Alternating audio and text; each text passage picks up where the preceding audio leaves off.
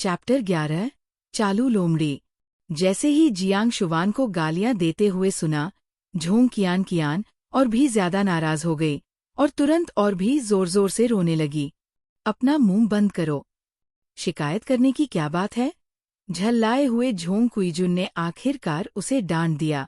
अभी तो जियांग शुवान ऐसी हरकतें कर रही थी जैसे किसी बिल्ली का पूंछ दब गया हो।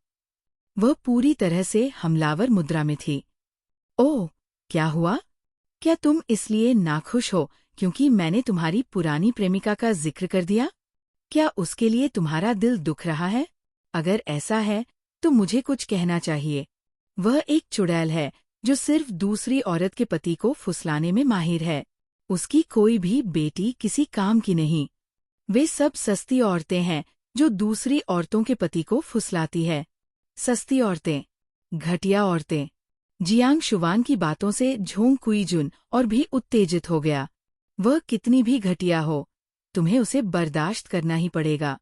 अगर तुम्हें शुरू में जैसा किया वैसा कुछ करने की हिम्मत थी, तो तुम्हें परिणाम की जो भी जिम्मेदारी आती है, उसे स्वीकार करना होगा। भले ही वो गोबर का ढेर ही क्यों न निकले, तुम्हें मुस्कुराते हुए और शालीनता से उसे खाना पड़ेगा। चाहे कुछ भी हो, नुआनुआन मेरी सगी बेटी है। बेहतर होगा कि तुम अपना ध्यान रखो। फिर झोंग कुईजुन ने झोंग कियान की ओर मुड़कर उसे चेतावनी दी। और तुम्हें उसे आकर्षित करने की पर्याप्त क्षमता नहीं थी। इसके लिए किसी और को दोष नहीं दिया जा सकता। उसने शादी का रिपोर्ट जमा कर दिया है जिसे हमारे वरिष्ठों ने मंजूरी दे दी है, इसलिए अब वह तुम्हारा बहनोई है। तुम सिर्फ मुझे शर्मिंदा कर रही हो। इसे जारी रखा तो मैं तुम्हें विदेश भेज दूंगा। ये शब्द सुनकर झोंग कियान फूट फूट कर रोने लगी। माँ, मैं विदेश नहीं जाना चाहती। मैं देश से बाहर नहीं भेजी जाना चाहती। झोंग नुआनुआन के वापस आते ही मुझे क्यों जाना चाहिए? तुम मेरी अच्छी बच्ची हो। डरो मत। तुम्हारे पापा गुस्से में अनाप शनाप बोल रहे हैं। किसी को भी तुम्हें विदेश भेजने की इजाजत नहीं है। मैं ये सुनिश्चित करूंगी कि जो भी तुम्हें भेजेगा उसे एक असहज जीवन जीना पड़ेगा। जियांग शुवान ने अपनी बेटी को दिलासा देते हुए अपने पति को धमकी दी। लेकिन मैं ची यांग के बिना क्या करूंगी? माँ, मुझे ची यांग बहुत पसंद है। मैंने उसके जैसा उत्कृष्ट आदमी कभी नहीं देखा। मैं चुपचाप नहीं देख सकती जब ची यांग उस वेश्या के साथ हो। माँ, तुम्हें मदद करनी होगी। प्लीज मेरी मदद करो। ये कहने के बाद जियांग शुवान जल्दी से झोंग कियान के आंसू पोंछने लगी। मत रो, मम्मी तुम्हारी मदद करेगी। मैं ये सुनिश्चित करूंगी कि नुआनुआन ची यांग से दूर रहे, ठीक है? माँ, तुमने वादा किया। ठीक है, मुझे पता है। ये सब उस छोटी सी कुतिया की गलती है। वो वहां मरी क्यों नहीं? उसे पहले ही मानव तस्करों ने अगवा कर लिया था। उसे वापस क्यों आना पड़ा? ऐसी सस्ती औरत। पिछली सीट के शीशे से झोंग कुईजुन ने जियांग शुवान को घूरते हुए गंभीरता से पूछा, जब नुआनुआन 3 साल की थी, तब उसके लापता होने में क्या तुम्हारा कोई हाथ था? जियांग शुवान गुस्से से लाल हो गई। झोंग कुईजुन, क्या तुम पागल हो गए हो? मैं भले ही संत न हूं, लेकिन मैं 3 साल की बच्ची को मानव तस्कर के पास नहीं भेजूंगी। अगर मैं सच में उससे छुटकारा पाना चाहती, तो वो आसानी से वापस आ सकती थी। झोंग कुईजुन ठंडी हंसी हंसा। मुझे उम्मीद है कि तुम हमेशा इतनी ही निश्चित रहोगी। तुम पागल हो। जियांग शुवान ने झोंग कुईजुन से बातचीत खत्म करने के लिए अपना सिर दूसरी तरफ मोड़ लिया। जहां तक इस पल झोंग नुआनुआन की बात है, उसे इस खास बहस से कोई फर्क नहीं पड़ रहा था। झोंग नुआनुआन कार के दरवाजे के पास खड़ी थी और ची यांग की टकटकी के नीचे उसका दिल तेजी से धड़क रहा था। Chapter 12 so annoying. अब बस वो दोनों अकेले थे और उन्हें समझ नहीं आ रहा था कि एक दूसरे से क्या बात करें। उस पल ऐसा लग रहा था जैसे नुआनुआन को ची यांग की सांस अपने चेहरे पर महसूस हो रही हो। धीरे धीरे उसके कान शर्म से लाल होने लगे, जैसे उसका दिल तेजी से धड़क रहा था। वैसे तो वो लड़की उसके आसपास हमेशा रानी की तरह बर्ताव करती थी, लेकिन उस वक्त वो एक छोटी, शर्मीली बच्ची जैसी लग रही थी। पहले झोंग कियान कियान की हरकतों से ची यांग का चेहरा उतरा हुआ था, लेकिन नुआनुआन को ऐसा देखकर उसका चेहरा ऐसे खिल उठा जैसे वसंत में फूल खिलते हैं। भले ही उसे ये नहीं पता था कि नुआनुआन में अचानक ये बदलाव क्यों आया, लेकिन वो इसे बहुत पसंद कर रहा था। उसे लग रहा था कि नुआनुआन के इस अजीब बर्ताव से उसे कुछ फायदा हो सकता है। उसने नुआनुआन के लिए कार का दरवाज़ा खोला। गाड़ी में बैठो। ओह, नुआनुआन ने जवाब दिया और जल्दी से अंदर बैठ गई। जब वो आराम से बैठ गई तो ची यांग ने कार का दरवाज़ा बंद किया और ड्राइवर की सीट की तरफ चला गया। फिर उसने दरवाज़ा खोला और अंदर बैठ गया। तुरंत ही कार का माहौल तनावपूर्ण हो गया। ये पहली बार था जब वो दोनों अकेले साथ थे। पहले जब भी वो अकेले होते थे तो वो बस एक दूसरे से बात नहीं करते थे। कभी कभार नुआनुआन उसे छेड़ती थी या गुस्सा दिलाती थी, जिससे वो दरवाज़ा पटककर गुस्से में चला जाता था। इसलिए नुआनुआन को एहसास हुआ कि वो पहले कभी ची यांग के साथ अकेली नहीं रही थी। इस वजह से उसे समझ नहीं आ रहा था कि ऐसी सिचुएशन में क्या कहें। अचानक उसके सिर के ऊपर एक काली परछाई दिखाई दी। एक इतना सुंदर चेहरा कि भगवान और इंसान दोनों जल जाएं, धीरे धीरे बड़ा होता गया क्योंकि वो उसके करीब आ रहा था। नुआनुआन की आंखें फैल गईं। उसका दिल उसकी छाती में ढोल की तरह बजने लगा। उसे अचानक समझ आया कि इस सिचुएशन में अपनी आंखें बंद करना ही समझदारी है। इसलिए जैसे ही ची यांग का खूबसूरत चेहरा उसके चेहरे के करीब आता गया, नुआनुआन ने अपनी आंखें कसकर बंद कर लीं। दोबारा जन्म लेने के बाद ये उसका पहला असली किस था।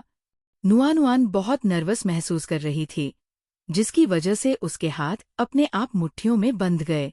जब ची यांग का हाथ सीट बेल्ट पर लगा तो उसने नुआनुआन को आंखें बंद करके अपना सिर घुमाते हुए देखा। उसके हाथ भी मुट्ठियों में बंधे हुए थे, जिससे वो ऐसी लग रही थी जैसे उसे बहुत बुरा लग रहा हो और वो इस सिचुएशन को मना कर रही हो। क्या उसे उसके इतना पास होने से इतनी बेचैनी हो रही थी कि वो उसे मारना चाहती थी? वो तो बस उसकी सीट बेल्ट लगाने में मदद करना चाहता था। उसमें क्या गलत था?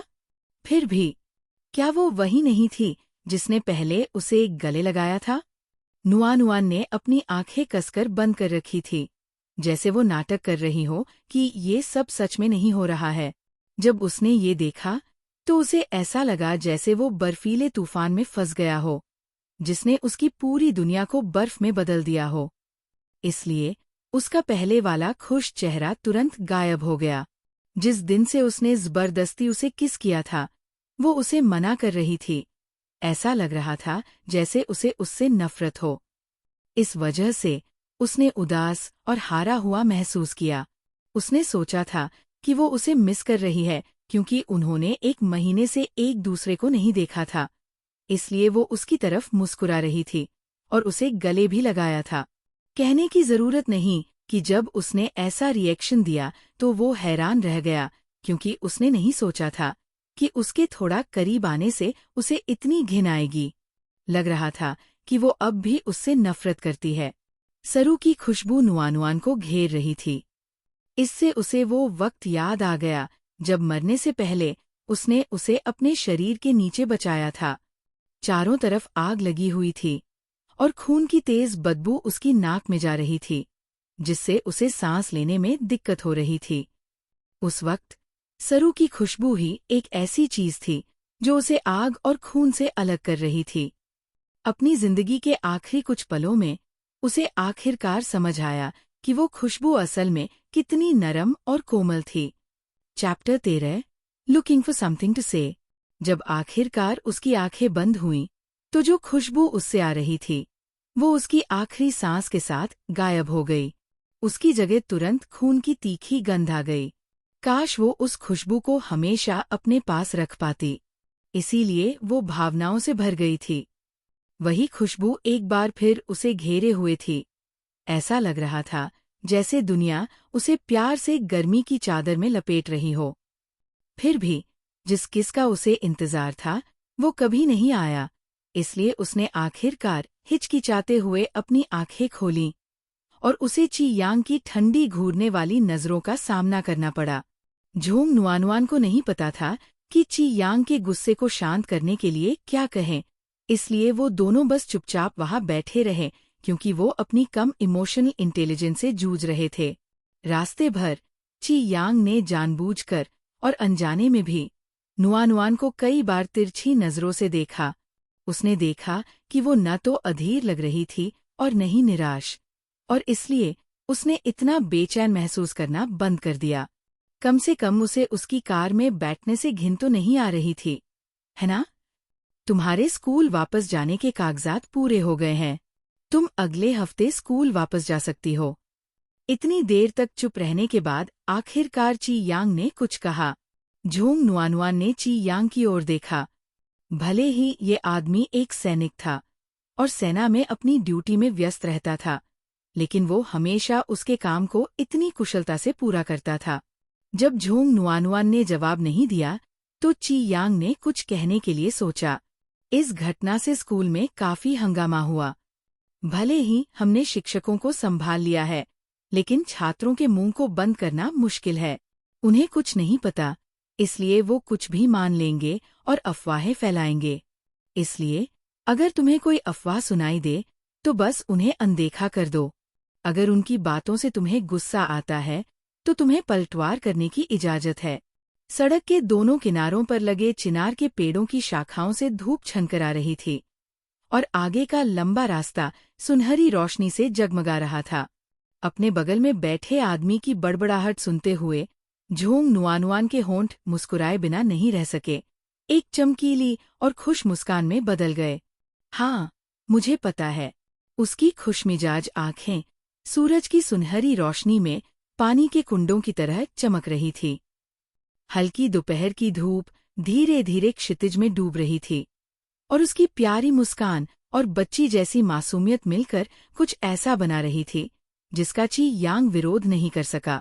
अपने सामने बैठी लड़की को देखकर ची यांग ने अपने जीवन में कभी भी महसूस की गई हर नकारात्मक भावना और बुरे अनुभव को पिघलते हुए महसूस किया।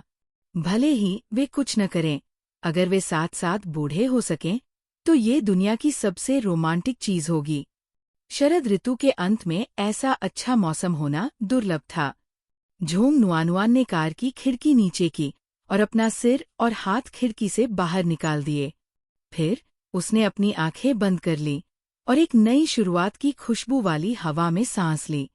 हवा ताज़ी थी और उसमें हल्की मिठास थी। अचानक कार झटका मार गई क्योंकि वो थोड़ी कच्ची सड़क पर चली गई थी। एक पल के लिए ऐसा लग रहा था जैसे वे नदी में गिरने वाले हों। झोंग नुआनुआन ने जल्दी से अपना सिर खिड़की से अंदर खींचा और स्टीयरिंग व्हील पकड़ लिया।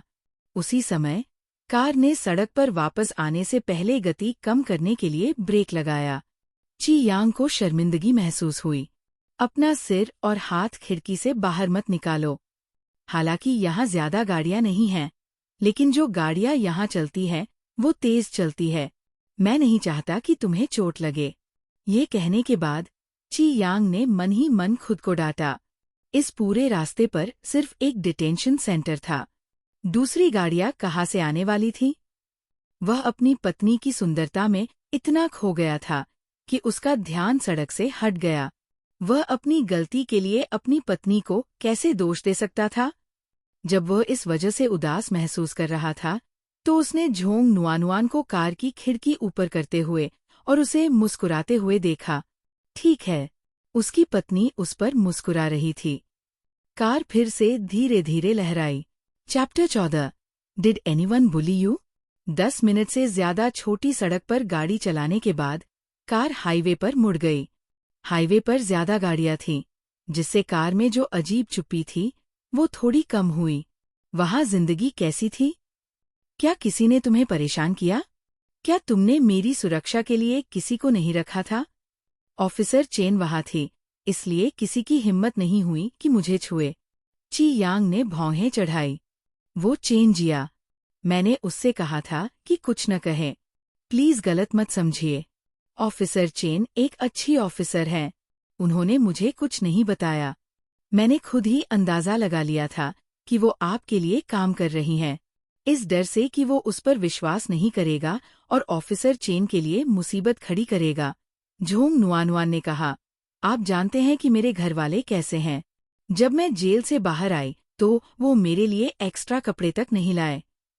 पूरे 1 महीने जब मैं जेल में थी, वो मुझसे मिलने तक नहीं आए। जाहिर है, मैं उनसे ये उम्मीद भी नहीं कर सकती कि वो मेरे लिए गार्ड से कोई सेटिंग करेंगे। तो ये जरूर आप ही होंगे। ची यांग ने भौहें चढ़ाई। वो तुमसे मिलने नहीं आए? नहीं। ची यांग ने स्टीयरिंग व्हील पर अपनी पकड़ और मजबूत कर ली। वो अपना गुस्सा दबाने की कोशिश कर रहा था। 1 महीना, पूरा 1 महीना। वो उससे मिलने के लिए कितना बेताब था, लेकिन मुलाकात के नियमों की वजह से वो महीने में सिर्फ 1 बार ही उससे मिल सकता था। उसे ये भी डर था कि वो उसके परिवार के साथ बिताने वाले वक्त में दखल देगा। इसके अलावा उसे ये भी डर था कि वो उसे बहुत परेशान करने वाला लगेगा। अगर उसे पता होता कि झोंग कुईजुन और उसकी पत्नी का उससे मिलने जाने का कोई इरादा नहीं था, तो वो तुरंत वहां पहुंच जाता। ची यांग, थैंक यू। मेरे लिए सब कुछ करने के लिए धन्यवाद। पिछले 6 सालों में जो कुछ भी आपने किया उसके लिए धन्यवाद। मेरे लिए अपनी जान जोखिम में डालने के लिए तैयार होने के लिए धन्यवाद। तुम मेरी मंगेतर हो और जल्द ही पत्नी बनने वाली हो। तुम इस दुनिया में मेरे सबसे करीब हो। जो कुछ भी तुम्हारा है वो मेरा भी है। सही कहा, उसकी परेशानियां थीं। एक परिवार ऐसा ही होना चाहिए। झोंग परिवार के वो लोग उसके परिवार नहीं थे। अपनी पिछली जिंदगी में जब वो जेल से बाहर आई थी, तो उसके पिता ने सारा क्रेडिट खुद ले लिया था। उसे ये तब पता चला जब उसकी हत्या हो गई। उसके घरवाले पूरे 1 महीने उससे मिलने नहीं आए, तो उन्होंने उसके लिए ये सब इंतजाम करने में अपना वक्त क्यों बर्बाद किया होगा? शायद वो तो ये भी चाहते होंगे कि वो जेल में ही मर जाए। तुमने कहा कि तुम्हें जेल में किसी ने परेशान नहीं किया। क्या ये सच है? ची यांग ने जो कहा वो ऑफिसर चेन से मिली जानकारी पर आधारित था। झोंग नुआनुआन ने सिर हिलाया। जब ऑफिसर चेन आई, तो उन्होंने मुझे परेशान करना बंद कर दिया। ची यांग ने अपनी आंखें सिकोड़ी। उसकी नज़र चाकू की तरह तेज थी। तो इसका मतलब है कि उनके आने से पहले तुम्हें परेशान किया जा रहा था? झोंग नुआनुआन ने बेपरवाही से मुस्कुराया। इतना भी नहीं। ऑफिसर चेन बिल्कुल सही वक्त पर आईं। वो डिटेंशन सेंटर में मेरे रहने के दूसरे दिन ही आ गई थी। तो पहले दिन क्या हुआ? तुम्हें किसने परेशान किया? झोंग नुआनुआन के होठों के कोने पर हल्की सी मुस्कान आई। वो तो पुरानी बात है। मैं जानना चाहता हूँ। ची यांग का चेहरा काला पड़ गया। वो जानना चाहता था कि क्या हुआ था। जब मैं पहली बार डिटेंशन सेंटर पहुंची, तो मुझे इलेक्ट्रिक बैटन से मारकर बेहोश कर दिया गया था। वहां के लोगों ने मेरे सिर पर पत्थर मारे, जिससे छोटा सा फ्रैक्चर हो गया। जब मैं उठी, तो मैंने उन्हें वापस मारा। इसके बाद गार्ड ने मुझे अगले स्टंप के पास 10 घंटे तक ये सोचने की सजा दी कि मैंने क्या किया। अगले दिन जब ऑफिसर चेन आई, उसके सिर में फ्रैक्चर हो गया। स्टंप के पास 10 घंटे तक पश्चाताप करना। स्टंप की ऊंचाई किसी के घुटनों से नीचे होती थी। सजा दिए जा रहे कैदियों को किसी भी तरह की चोट से बचाने के लिए उन्हें अक्सर स्टंप से हथकड़ी लगाई जाती थी। हालांकि चूंकि स्टंप इतने छोटे थे और इस तथ्य के साथ कि कैदी गार्डों की नज़रों के नीचे बैठ नहीं सकते थे जिन्हें सजा दी जाती थी, वे केवल अपनी कमर झुका सकते थे या जमीन पर घुटने टेक सकते थे। अगर ये सजा कुछ मिनटों या आधे घंटे तक भी चलती तो ज्यादा नुकसान नहीं होता। हालांकि अगर ये 1 घंटे से ज्यादा चलती तो कमर और घुटनों में चोट लग जाती। सोचो, उसकी नुआनुआन को उस कमीने गार्ड ने 10 घंटे तक वहां हथकड़ी लगाई थी, जिसने सच जानने की भी जहमत नहीं उठाई। इस तरह की सजा किसी को चोट पहुंचाने के इरादे से दी जाती थी। वो तेज था। उसने दूसरे दिन अपने लोगों को अंदर जाने का इंतजाम कर दिया था। सिर्फ एक चीज जिसकी उसे उम्मीद नहीं थी, वो ये थी कि दूसरे उससे ज्यादा तेज होंगे। कौन उसकी नुआनुआन को चोट पहुंचाना चाहता था? ची यांग के आसपास की हवा बर्फीली थी। ऐसा लग रहा था जैसे कार में तूफान आने वाला हो। Chapter 15 making the first move. पहले झोंग नुआनुआन को ची यांग की बहुत ज्यादा भावनाएं पसंद नहीं थीं। जब वो बहुत ज्यादा प्यार दिखाता था या परेशान होता था तो उसे अजीब और डरावना लगता था। उसके दिमाग में ये सवाल आता था कि क्या सैनिकों को सूरज या सूरजमुखी की तरह गर्म और खुशमिजाज नहीं होना चाहिए। वो सोचती थी कि उन्हें हमेशा सकारात्मक और उत्साहित रहना चाहिए, लेकिन दुर्भाग्य से ची यांग वैसा बिल्कुल नहीं था। उसका स्वभाव ऐसा था कि अगर कोई उसका विरोध करने की हिम्मत करता तो ऐसा लगता था जैसे वो मौत को दावत दे रहा हो। उसकी आंखों में और उसके पूरे रवैये में एक ऐसी धमकी होती थी कि लोग डर जाते थे। यही वजह थी कि उसके सभी सिपाही और दुश्मन उसे मौत का देवता कहते थे। वो इतना खतरनाक और निडर था कि उसके आसपास के लोग हमेशा सतर्क रहते थे।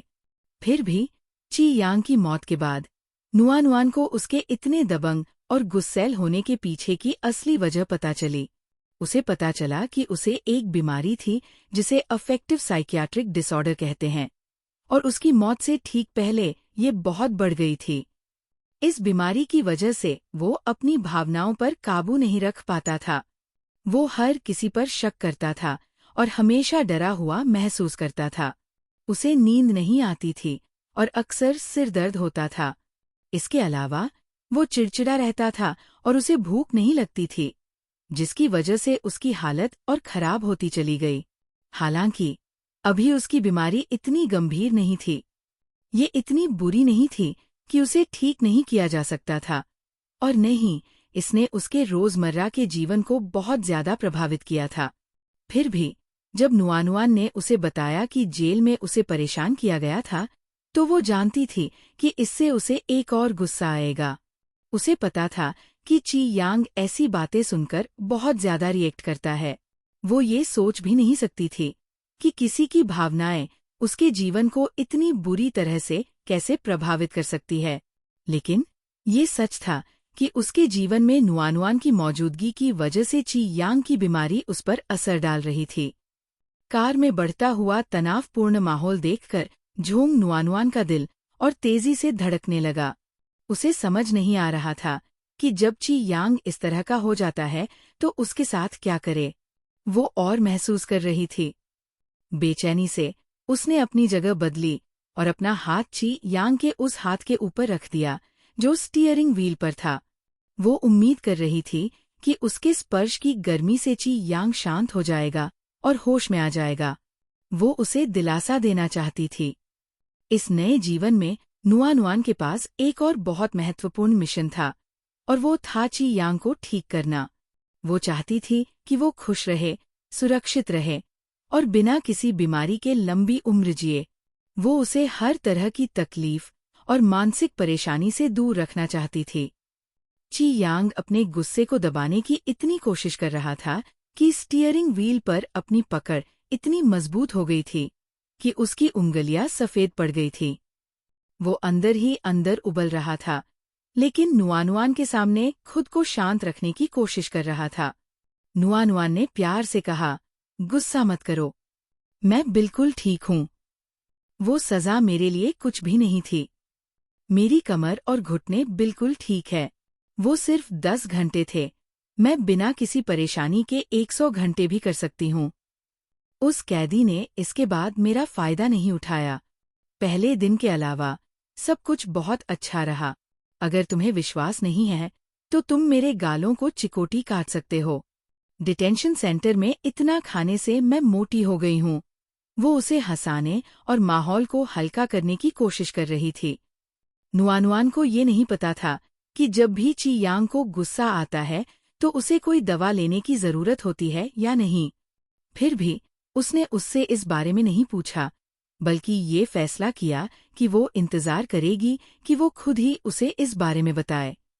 वो उस पर दबाव नहीं डालना चाहती थी, इसलिए नुआनुआन को बस यही उम्मीद थी कि वो उसे ये बताकर शांत करने में मदद कर सकती है कि वो बिल्कुल ठीक है और उसे कोई परेशानी नहीं हुई। वो उसे यकीन दिलाना चाहती थी कि उसे चिंता करने की कोई जरूरत नहीं है। तभी अचानक नुआनुआन ने कहा, अरे, कार गलत लेन में जा रही है। जब झोंग नुआनुआन ची यांग के स्वास्थ्य के बारे में चिंता करने के बाद होश में आई, तो उसने देखा कि उनकी कार अपनी लेन से दूसरी लेन में चली गई थी और सीधे सामने से आ रही एक और कार की ओर बढ़ रही थी। वो खतरे को देखकर डर गई और चिल्ला पड़ी। ची यांग ने ये तभी देखा जब उसने झोंग नुआनुआन की चीखें सुनी, लेकिन उसके हाथ बिल्कुल जम गए थे। ऐसा इसलिए हुआ था क्योंकि उसकी प्यारी नुआनुआन ने अभी-अभी उसके हाथों को छुआ था। ये पहला मौका था जब नुआनुआन ने खुद पहल करके उसे छुआ था, और इस अप्रत्याशित स्पर्श ने ची यांग को पूरी तरह से चौंका दिया था। वो उस पल की भावना में खो गया था और उसका ध्यान ड्राइविंग से हट गया था। Chapter 16 I am not pushing you. सामने से आ रही गाड़ियां तेजी से इधर-उधर मुड़ रही थी और लगातार हॉर्न बजा रही थी। फिर एक जोरदार धमाका हुआ जब लैंड रोवर दूसरी लेन से तेजी से निकलकर सीधे एक पेड़ से टकरा गई। इस तरह कार आखिरकार रुक गई। अभी-अभी खुले एयरबैग को देखकर झोंग नुआनुआन अवाक रह गई। ची यांग, क्या तुम्हें ठीक नहीं लग रहा? झोंग नुआनुआन ने चिंता से ची यांग की ओर देखा। वह जानना चाहती थी कि ची यांग की बीमारी कितनी गंभीर है। नहीं, ची यांग की आवाज थोड़ी भारी थी। झोंग नुआनुआन के हाथ के स्पर्श से उसका गुस्सा गायब हो गया था। ची यांग को लग रहा था जैसे उसका दिल उसका नहीं है और वह झोंग नुआनुआन को अपनी आंखों में उत्साह के साथ देख रहा था। लेकिन अगर तुम्हें ठीक नहीं लग रहा है तो तुमने दूसरी लेन में गाड़ी क्यों चलाई और अपनी कार को ठोक दिया? वो अभी स्टीयरिंग व्हील घुमाने में उसकी मदद करना चाहती थी, लेकिन उसका हाथ सड़क के गलत तरफ इतनी कसकर पकड़े हुए था। उसकी बाहें इतनी अकड़ी हुई थी कि वो स्टीयरिंग व्हील नहीं घुमा सकी। वह इतना हिंसक गुस्सा था और वह कह रहा था कि वह ठीक है।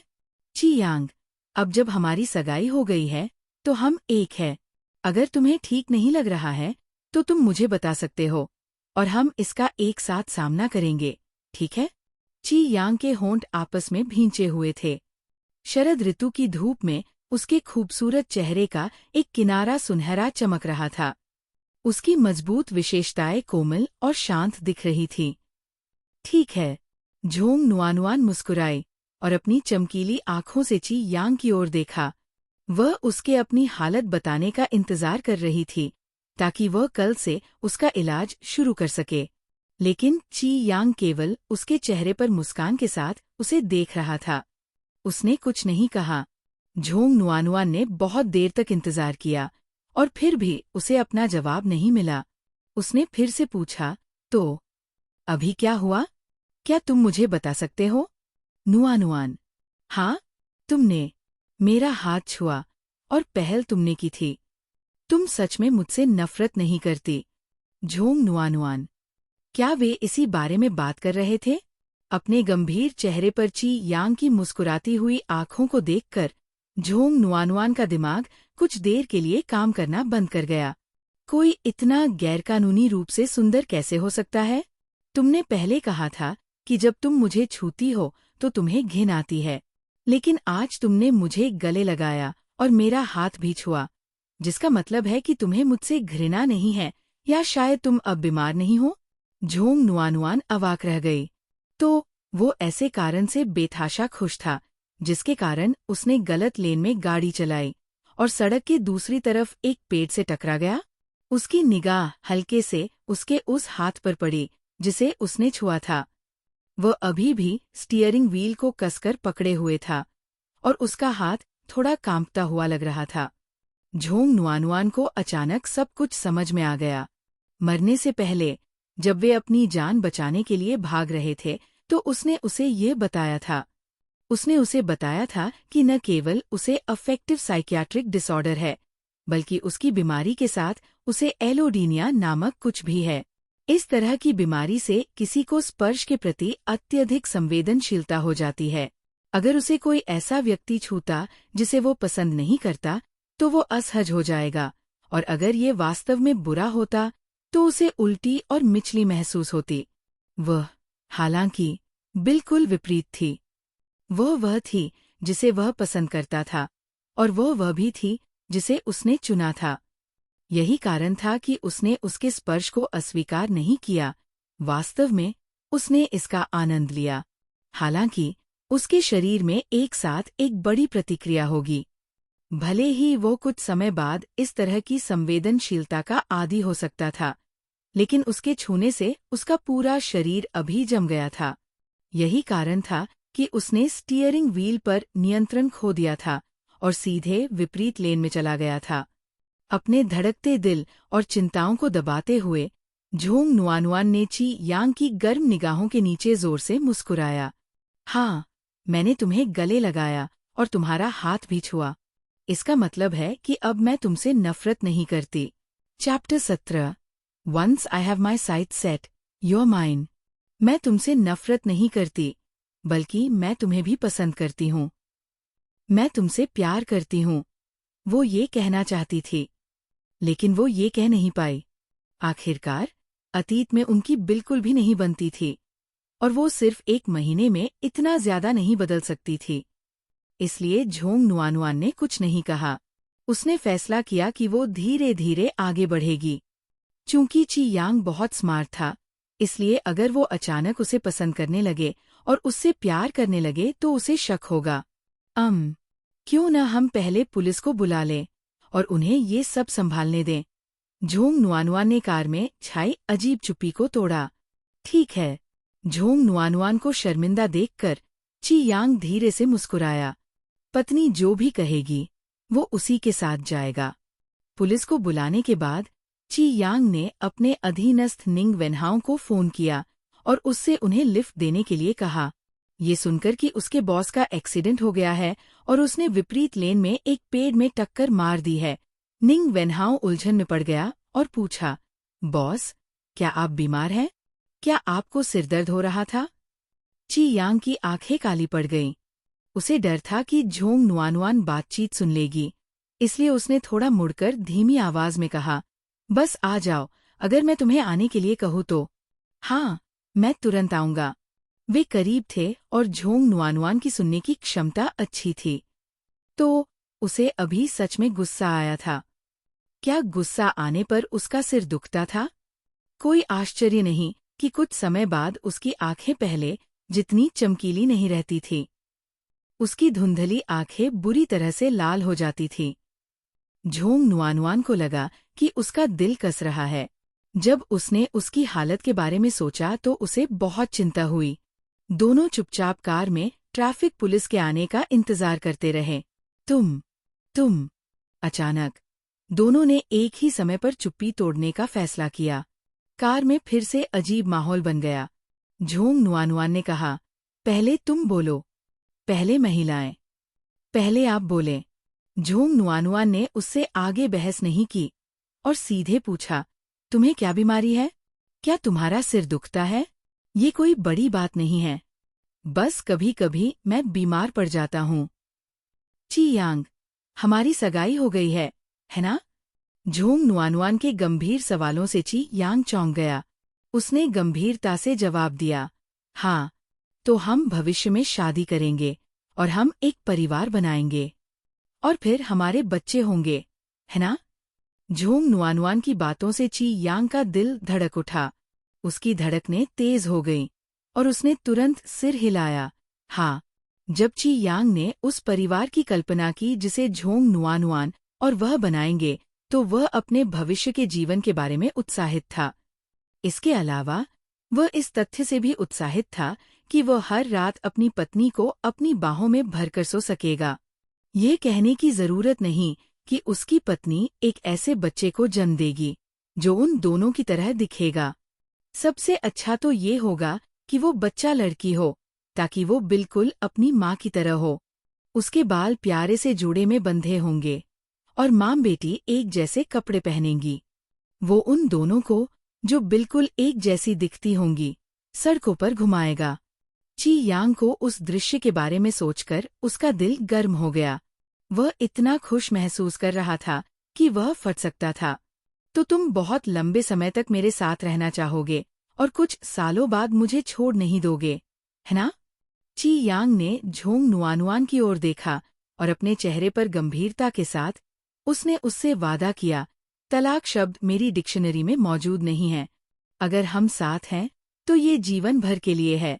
ये वही बात थी जो ची यांग ने उससे कई बार कही थी, जब उसने अपनी शादी खत्म करना चाहा था और जब उसने पिछली जिंदगी में उसे पकड़ा और बंदी बनाया था।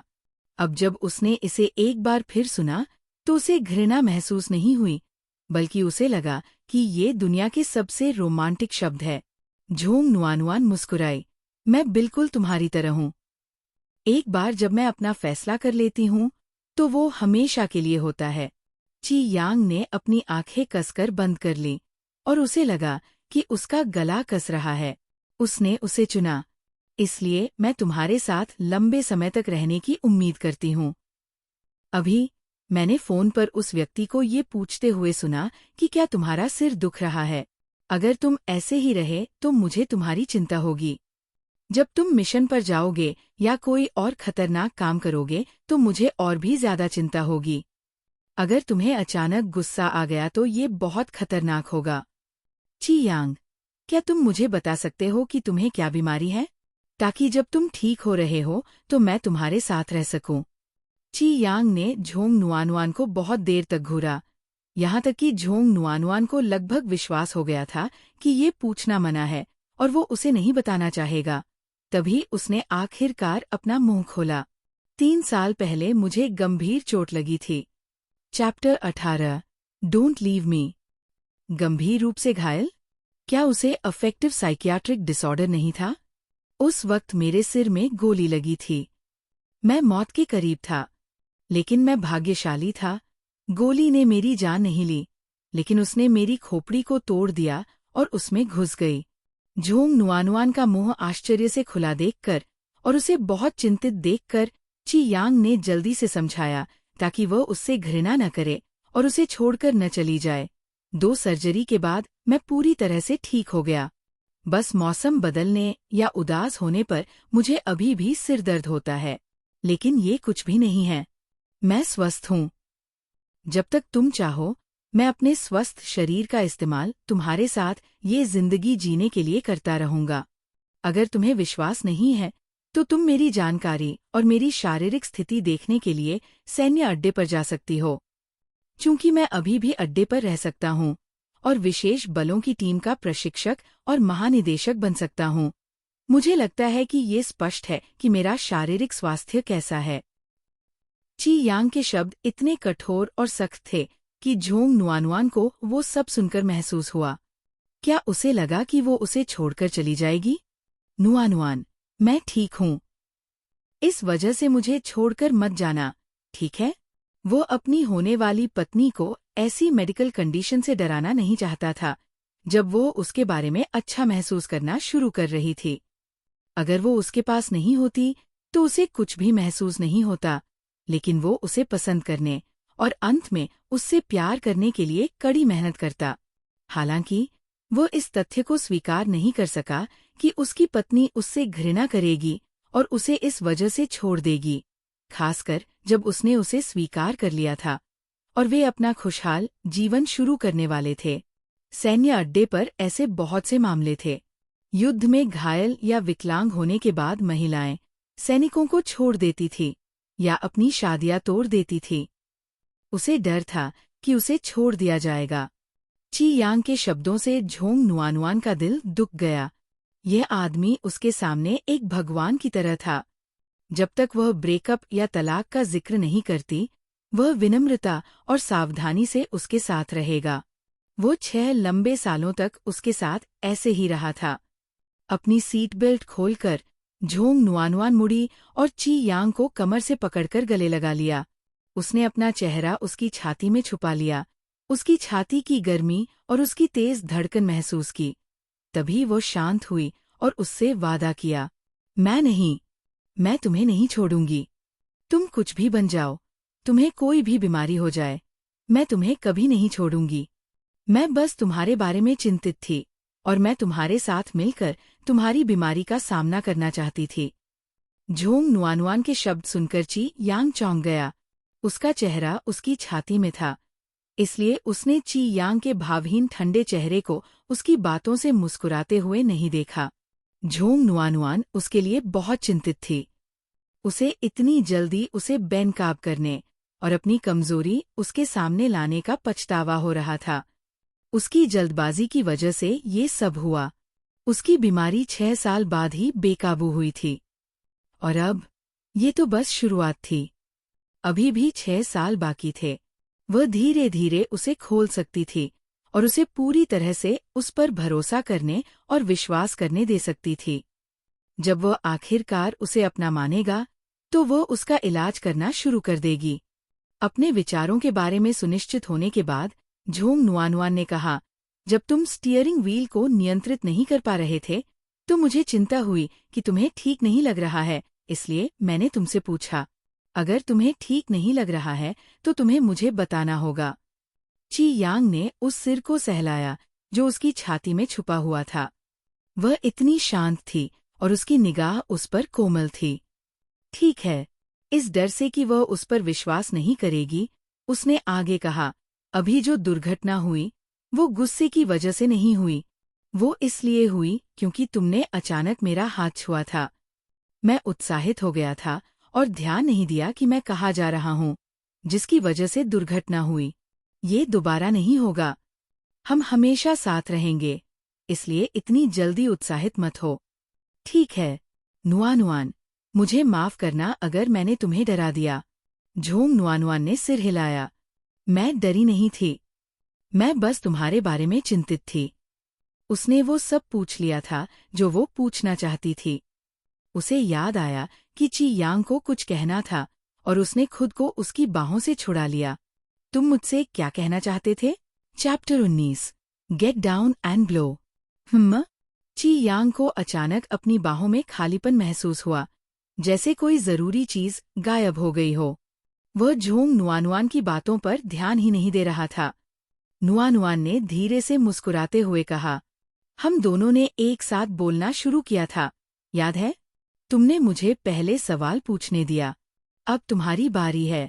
तुम क्या कहना चाह रहे थे? ची यांग की आंखें गंभीर हो गईं। मैं बस उस गार्ड का नाम जानना चाहता हूँ जिसने तुम्हें जेल में तंग किया था। 10 घंटे की सजा देने के अलावा और क्या किया उसने? क्या तुमने ऐसे कोई कैदी देखे जो उसके करीब थे? वो अब उसे सिर्फ एक कैदी नहीं, अपनी जिम्मेदारी समझता था, अपनी औरत। उसे कैसे बर्दाश्त होता कि कोई और उसे नुकसान पहुंचाए? नुआनुआन कुछ बोलने ही वाली थी कि तभी ठक ठक ठक कार की खिड़की पर दस्तक हुई।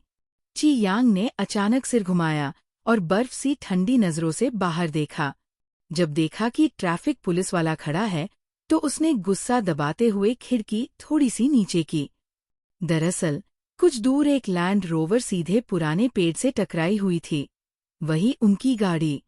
ट्रैफिक पुलिस वाला पहले तो खींचा हुआ था, लेकिन जैसे ही वो ड्राइवर से कुछ कहने ही वाला था, उसे ची यांग की नजरों ने यूं घूरा जैसे कोई शिकारी अपने शिकार को देखता है। उस नजर ने जैसे उसकी रीढ़ की हड्डी में सिहरन भर दी। पुलिस वाला घबरा गया। फिर भी खुद को संभालते हुए उसने सीना ताना और आदेश दिया, नीचे उतरो और फूंक मारो। उसे साफ लग रहा था कि ये बंदा कितना भी सभ्य लगे, जरूर शराब पी रखी होगी, वरना कोई होश में पेड़ से कार ठोकता है। झोंग नुआनुआन ने देखा कि उसका शैतान उस बेचारे पुलिस वाले को ऐसे घूर रहा था जैसे अभी खा जाएगा। वो झेंप गई और जल्दी से सिर बाहर निकालकर ईमानदारी से माफी मांगी। माफ कीजिए, मिस्टर पुलिसमैन, मैं उनसे बात कर रही थी। उनका ध्यान बंट गया और गाड़ी पेड़ से टकरा गई। पर हमने शराब नहीं पी है। पुलिस वाले की नजर उस आधी खुली खिड़की से झांकती खूबसूरत लड़की पर पड़ी और जैसे वक्त थम गया। उसका चेहरा, उसकी मासूमियत और उस पल की खूबसूरती ने उसे अपनी जगह जड़ कर दिया। वह भूल ही गया कि उसे क्या पूछना था। ची यांग को ये सब कतई पसंद नहीं आया। वो तो ऐसा था जैसे किसी शेर की मादा पर कोई और नजर डाले, बर्दाश्त से बाहर। अगले ही पल धड़ाम, कार का दरवाजा पूरी ताकत से खुला। ट्रैफिक पुलिस वाला बिल्कुल बाहर ही खड़ा था। इतने जोर से दरवाजा खुला कि उसकी बाह उससे टकरा गई और वह लड़खड़ा गया। गिरते गिरते बचा। ची यांग ने उसी पल खिड़की भी ऊपर कर दी और बाहर आकर दरवाज़ा इतनी जोर से बंद किया जैसे दुनिया को बता रहा हो, ये मेरी है। झोंग नुआनुआन को समझ में आ गया कि वो बहुत गुस्से में है। वो जल्दी से उसके पीछे कार से उतरी। उसे डर था कि कहीं वो पुलिस वाले को कुछ कर न बैठे। पुलिस वाला जैसे तैसे खुद को संभाल ही रहा था, लेकिन अब उसकी बारी थी गुस्सा होने की। अध्याय 20। Hello officer. वो नौजवान ट्रैफिक पुलिस वाला जैसे ही ची यांग को धक्का देने वाला था, उसकी नज़र अचानक ची यांग की वर्दी पर पड़ी। उसने देखा कि उनके कंधे पर 4 चांद वाले बैज एपलेट लगे हुए हैं। उसकी आंखें हैरानी से इतनी फैल गईं जैसे अभी बाहर गिर पड़ेंगी। उसने जल्दी से गौर से देखा। वाकई में ये एक बड़ा अफसर लग रहा था। उसी पल उसके हाथ जहाँ थे वही जम गए। अब उसमें आगे कुछ करने की हिम्मत नहीं बची। जैसे ही उसे होश आया, उसने तुरंत चौकन्ना होकर सीधा खड़े होकर सलाम ठोका। सलाम, सर।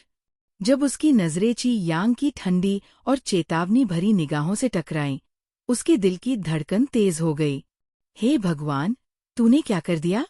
अभी अभी उसने एक कैप्टन को डराने की कोशिश की थी, और सेना में एक कैप्टन का मतलब होता है डिप्टी चीफ ऑफ स्टाफ जैसा बड़ा पद।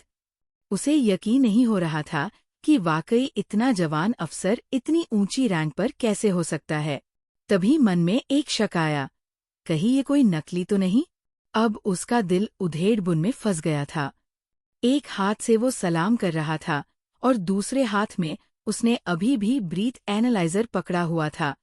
समझ नहीं पा रहा था कि अब क्या करे। ची यांग का चेहरा और गहरा हो गया।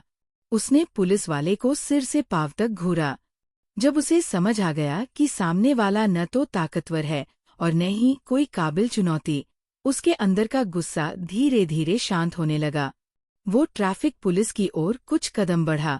जैसे ही पुलिस वाला डर के मारे 2 कदम पीछे हटने लगा, ची यांग ने उसके हाथ से ब्रीथ एनालाइजर लिया और उसमें फूंक मारी।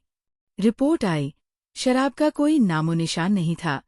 उसी वक्त झोंग नुआनुआन भी कार से बाहर आ गई और उसने देखा कि कैसे एक रौबदार ची यांग के सामने बेचारा ट्रैफिक पुलिस वाला थरथरा रहा था। उसने तुरंत आगे बढ़कर ची यांग का हाथ थाम लिया। जैसे ही उसकी उंगलियां ची यांग की उंगलियों में उलझीं, वो सारा उग्र और ठंडा रवैया एकदम बदल गया, जैसे सूखे पेड़ में अचानक वसंत की हरियाली आ गई हो। पुलिस वाले को घूरती हुई उसकी आंखें अब प्यारी सी मुस्कान में बदल गईं। ची यांग ने अब बहुत शालीनता से कहा, कॉमरेड, मैंने वाकई में शराब नहीं पी है। बस ड्राइव करते हुए थोड़ी गाड़ी पर पकड़ ढीली हो गई, ध्यान भटक गया और गाड़ी जाकर उस पेड़ से टकरा गई। ये मेरा पहचान पत्र है। जो भी जुर्माना है, मैं उसे भरने के लिए तैयार हूँ। पुलिस वाला भौंचक्का रह गया। जो आदमी अभी कुछ सेकंड पहले शेर की तरह गरज रहा था, वो अब ऐसे बात कर रहा था जैसे कोई स्कूल का अनुशासित छात्र। उधर झोंग नुआनुआन अभी भी उसका हाथ थामे थी और धीरे धीरे कभी उसकी हथेली दबा देती थी ताकि वो शांत रहे। ची यांग एक ऐसे शेर की तरह लग रहा था जिसे उसकी रानी ने प्यार से सुला दिया हो। अब उसे दुनिया की कोई परवाह नहीं थी। जब देखा कि ची यांग अब काफी शांत है, तो नुआनुआन ने भी थोड़ा झुककर कहा, कॉमरेड ऑफिसर, असल में गलती मेरी है। जब ये गाड़ी चला रहे थे, मैं इन्हें परेशान कर रही थी। इनका ध्यान भटक गया और गाड़ी क्रैश हो गई। इसके लिए मैं दिल से माफी मांगती हूँ। जैसे ही नुआनुआन ने कहा, मेरे मंगेतर, ची यांग के दिल में जैसे फूल खिल गए। उसका दिल बल्लियों उछल गया। उसे बहुत अच्छा लगा कि नुआनुआन ने सबके सामने उसे अपना माना। उसे एक अपनापन और गर्व का एहसास हुआ। हालांकि ट्रैफिक पुलिस वाला ये सब तो नहीं देख पाया, लेकिन जैसे ही उसने ची यांग का पहचान पत्र ध्यान से पढ़ा, तो उसके होश उड़ गए। वो सिर्फ एक कप्तान नहीं था, बल्कि स्पेशल फोर्स यूनिट का कमांडिंग ऑफिसर था। जो इंसान उसके लिए आदर्श था, वही आज उसके सामने खड़ा था, और उसने उसी से बदतमीजी करने की कोशिश की थी। उसका दिल बैठ गया और वो मन ही मन खुद को कोसने लगा।